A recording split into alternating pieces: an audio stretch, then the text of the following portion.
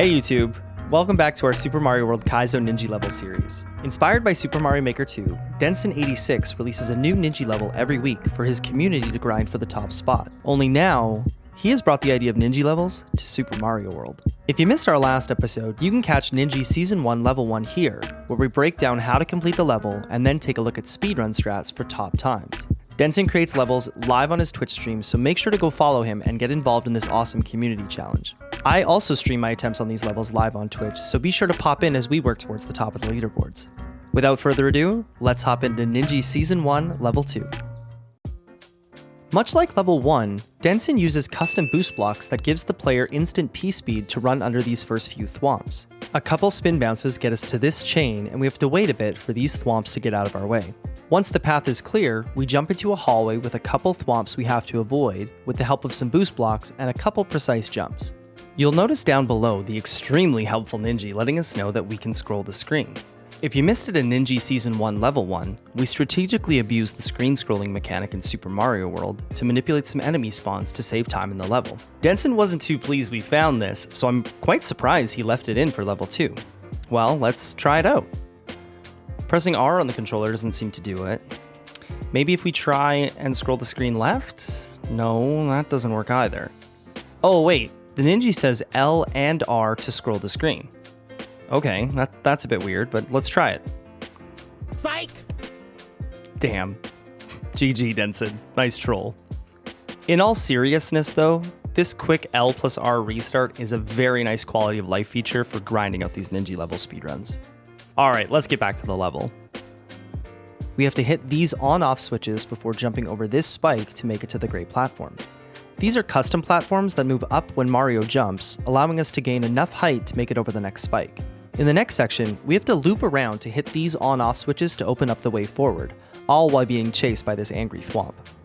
Once that's done, we jump onto the vertical boost block, dodge the spikes, and get launched towards the pipe. After exiting the pipe, boost blocks allow us to skirt under these thwomps, and a couple jumps get us over the spike.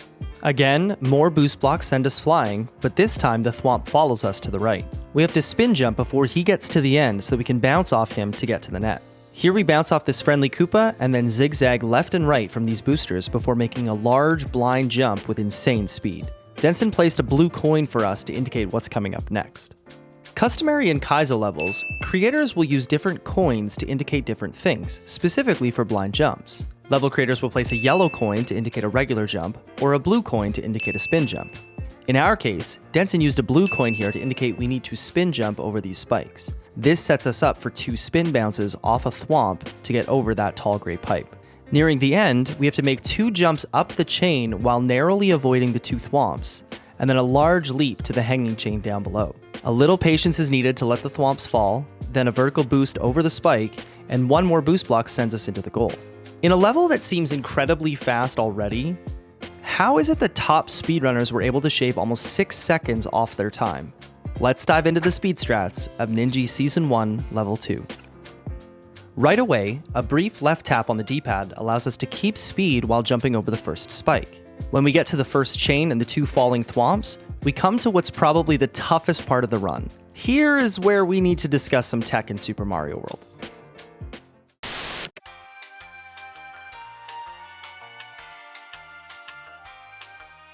When falling, Mario can fall fast or slow depending on if you are holding jump or not. If you are holding jump, Mario will float a bit and fall slower. By not holding jump, Mario falls faster to the ground. We can abuse this fall speed mechanic and manage Mario's time in the air by holding down the jump button, then releasing it, and then quickly repressing jump. This set of inputs is what's known as a regrab. Regrabs are useful to limit Mario's vertical height by first letting go of jump, and then quickly regrabbing jump to float a bit more to make it across a gap. Take a look at this example. We need to make it across the gap, but the ceiling of Munchers is too low that we can't just full jump across. Also, the gap is too wide that a simple tap on the jump button means we won't make the gap. In order to cross safely, we must first jump, then release the jump button so we don't go too high, and then re-grab the jump button so Mario floats a bit in the air so that we can reach the other side. So, how do regrabs help us in Ninja Season 1 Level 2? Well, we found that by doing a very precise regrab, we can actually make the jump underneath the 2 falling thwomps without having to wait for them to fall. Let's take a closer look. After spin bouncing on this thwomp, we hold jump to get enough vertical height for the gap. As Mario starts his descent, we let go of jump so that he falls faster and doesn't get hit by the falling thwomp. We then re-grab jump so that Mario floats in the air a bit, allowing him to reach the platform with the booster. This regrab is essential because if we just hold jump the entire way, the thwomp will fall on Mario and kill him. Conversely, if we release jump immediately after bouncing off the thwomp, there's no way we can make the gap. The regrab is what allows us to get the needed horizontal distance while limiting our vertical height. If we slow it right down, you can see just how precise this movement is. Mario's hitbox is only the bottom of his body, essentially from his mustache down. The hitbox from the falling thwomp actually lags a bit behind the sprite as it falls, giving us only a few pixels of space to work with. I mean, just look at this. Mario's practically inside that thwomp. Good ol' SMW. Needless to say, this was a very heavy reset point when grinding this level. The next part of the level is done as intended until we get to this loop section with the on-off blocks. In Super Mario World, if you jump off of a ledge rather than running off of a ledge, you can actually reach the ground slightly faster. After hitting the on-off blocks, we jump, bonk into the ceiling, and then fall quicker to the ground before going to the right. We're only saving a couple hundredths of seconds by doing this, but in a 30-second level, every time save matters.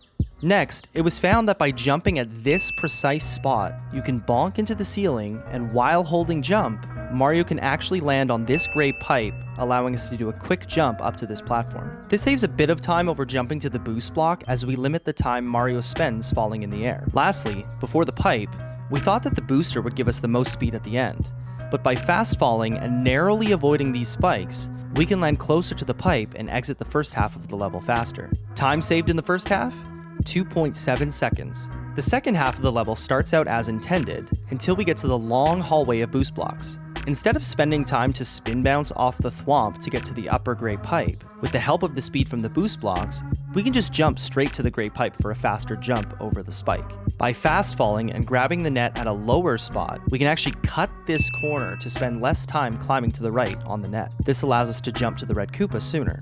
For the zigzag of boost blocks here, we found that by skipping the first 2 and falling to the third one, we can save the time of moving back and forth before making the large spin jump over the spikes. And instead of using 2 bounces on this thwomp to make it over the gray pipe, by neutraling the D-pad before the spin jump, we can preserve the booster speed and make it over the gray pipe from the first bounce on the thwomp. Lastly, rather than spending the time to jump up and grab the chain twice, we can precisely spin jump and bounce off both of these thwomps before going over and grabbing the final chain. After that, we simply wait for the 2 thwomps to fall and make our way to the goal, saving 3.1 seconds in the second half. By implementing all of these speed strats, we were able to save nearly 6 seconds off a 32-second level. Here's the full speedrun of Ninji Season 1, Level 2.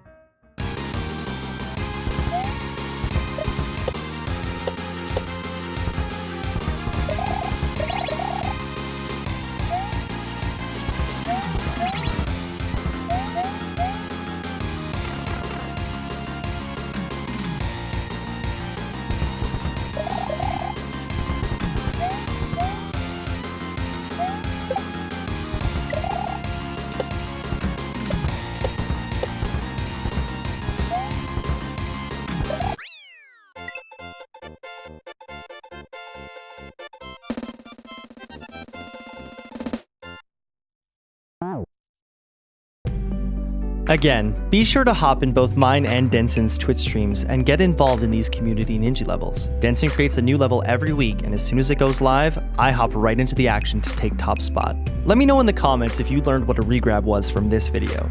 Thanks for watching, and I'll see you in the next Ninja video, Season 1, Level 3.